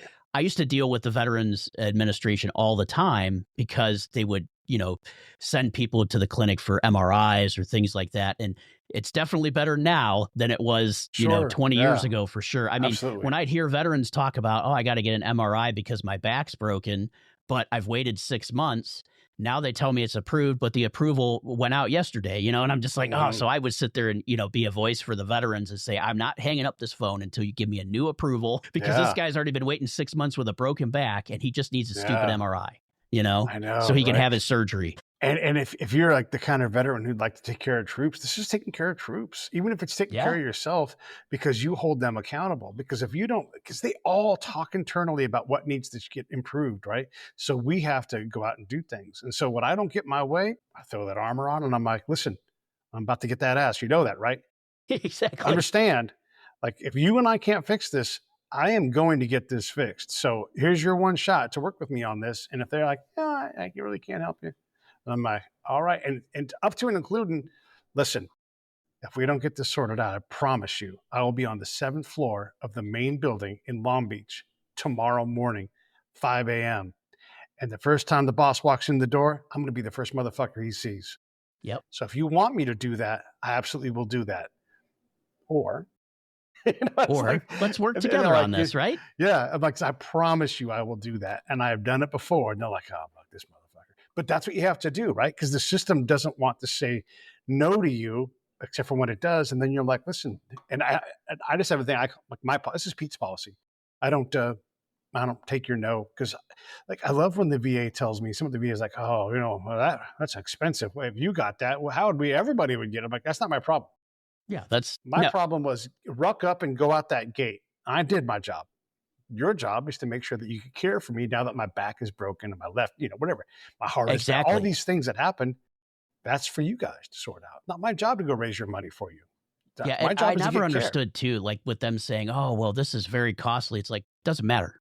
Yeah, so Our what? veterans Yeah. have already done the duty Yeah. to this country. I don't care how much that's like the one thing as a taxpayer I don't mind paying taxes on. Just go appropriate more. You'll be fine. Yeah, exactly. I'm just like, yeah, I mean, the VA is something, and for our veterans, I mean, for yourself, Pete, for all the years that you put in, I thank you for your service. Well, I thank thank you. I all our appreciate it. veterans for service. It's the right, like in Wisconsin today, they're having an election for Supreme Court Justice, for Wisconsin Supreme Court Justice. And it's like that right was brought to you by veterans that went before us. That's right. And so thank you for exercising that right. And if you didn't, you should rethink it, because we've had a lot of men and women die just for us to have the right to do that. Man, yeah, that's true. And that includes using the VA. We have had a lot of people Exactly. die. So go use that thing so that it gets better, because it doesn't get better if we neglect it. So Absolutely. that's just And I've that's never just my heard, soapbox. I'm sure there's people out there, but I've never heard other fellow taxpayers say, boy, I wish we didn't have to pay for the VA. I think everybody's quite the opposite in saying, yeah, I wish the VA was better for our veterans, Well, if we get the VA figured out, we can get medical care like that for everybody, but Oh, you yeah. wouldn't want this medical care yet. We got to get it better. Not yet. We're still working on it. It's like you said, little steps, little bits at a time is what makes us win and get things to the better, And like you said, over 20 years, if we do 1%, that's a 20% improvement. Totally. Yeah. It's And better than nothing. Right. Exactly. Absolutely. Exactly. Well, Pete, I don't want to take too much time, but what do you have going on next? Any new projects or anything up new for bids? The biggest thing that BIDS does is it connects me to amazing people who have amazing stories. And so I'm turning into basically a documentary and a filmmaker. And because I get to know people, and what they don't have access to are the other side of the equation. And I know those people, so directors and producers and musicians. And so turns out I know a lot of people. And so I'm like, hey, here's a story. Or someone will say to me on the other side, the producer side, like, hey, Pete, you got anything on this? Yes, I do. And so I can connect that person. And look, because you can go to Hollywood with the book and you get the tour and nothing happens because you're just competing with 100 people. Exactly. And they're not even going to say no to any of them. Maybe they say yes to one, right? And so that doesn't really reliably work. But if you know people on the inside that are already making things, looking for the next thing to make, want to make something that's different, well, and so that's sort of what I'm doing now is I'm trying to build bridges to all these different ways to make things. And as people get to know me, they're like, Pete has good taste. Pete has good access. How do we turn that into a project? And so that's Yeah. that's what my show is creating for me, is opportunities to make bigger projects. And it's blowing my mind, some of the stuff I get to work on. And it's like my show, it's all so different. And so I'm sitting in a town where one of the most famous fights in early prize fighting history, one of probably the most oldest known fight. And it happened here in this town. And so we're going to make a movie about it. And I don't know how we're going to get the money, and I don't know how we're going to do everything, but right now we're working on the initial stuff. Like, we don't even need sand to make bricks. We have bricks. And now the bricks are going into a wall.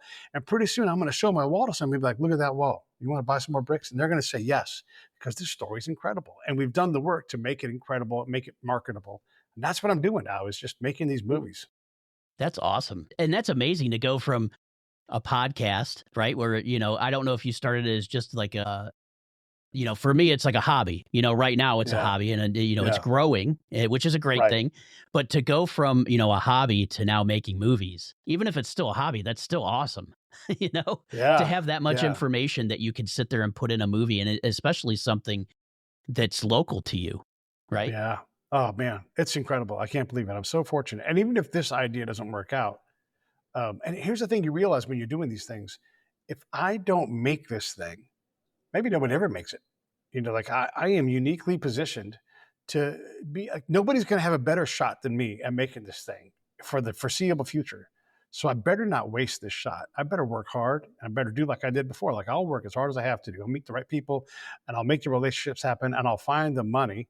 And if I don't, and if I can't find the person that can, well, then it's on me. And I don't mind failing that way, because it's on me. It's not on somebody else telling me what I can and can't do. I've got to just go out and I got to build that project. And so far, we just keep going forward, and it's slow and it's ponderous. But the thing is every movie is a miracle. And when you accept that and you're like, this movie may die, am I pouring my heart into it because you have to, but it may not work out. And then if it doesn't, okay, great. And you go on to the next one, or you revive this one, or whatever it is.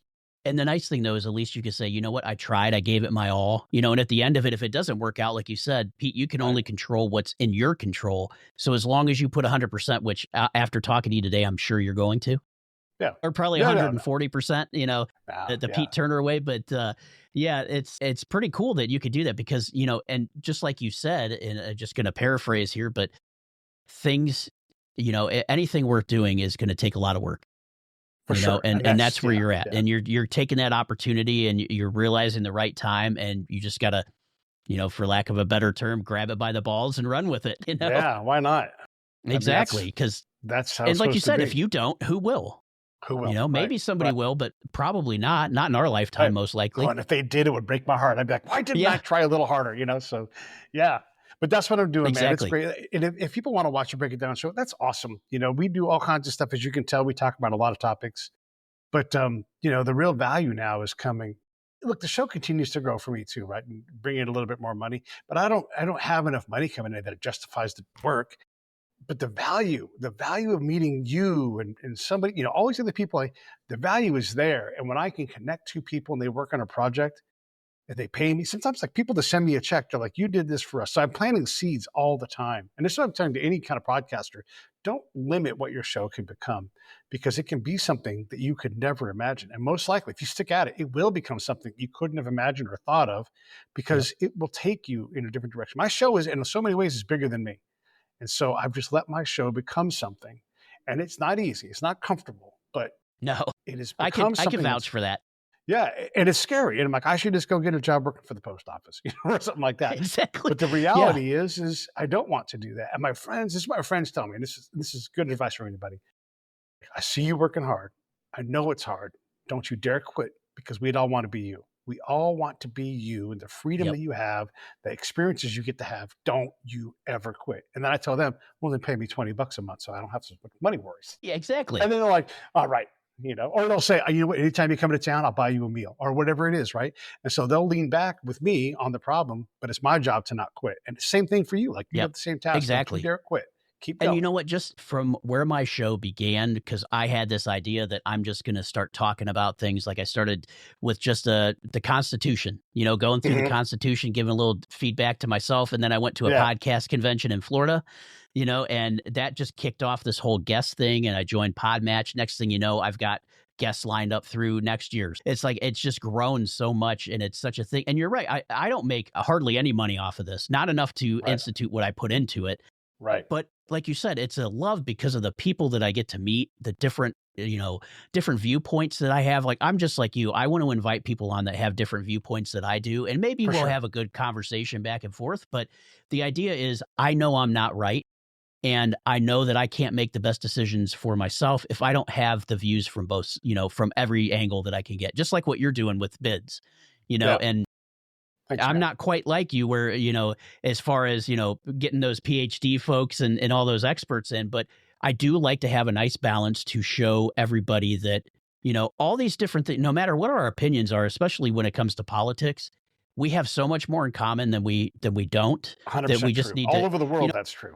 exactly. And my biggest thing here with what I've been talking to a lot of my guests about is I would love to see our country, the United States, kind of get back to the way it used to be, where we'd have, while there's Democrats and Republicans, our big things, they used to work together a little bit more than they do now, Yeah. and Yeah. I'd love to see things start getting done. Like we talked about the VA. They have totally in their power in Congress to fix the VA. They could give the funds, the people, whatever, but they won't work together. And that to me is something that regardless of what side of the aisle you're on, you should be wanting to get together and work on that. But, Absolutely. Yeah. No. but yeah, It's that's all my, true. my message for everybody is we're all human beings. Let's just treat each other like it. Hell yeah. And there you have it, folks. Another incredible episode of Just a Dude podcast in the books. Pete Turner, your stories, your insights, and your dedication to making a difference truly resonates with us. We've journeyed from the intensity of combat zones to the intimacy of healing through storytelling, and I must say, it's been enlightening. Thank you, Pete, for sharing your journey with us, for your service, and for continuing to serve through your podcast and charitable work. To our listeners, if this episode inspires you, don't forget to check out the Break It Down show. Remember, every episode here at Just a Dude podcast is about celebrating the human spirit, and today we've seen it in its most resilient form. Until next time, keep exploring, keep learning, and keep being just a dude or a dudette making a difference. I'm Nathan, signing off. But don't go too far. We've got more stories to tell soon. Take care, stay curious, and as always, stay human.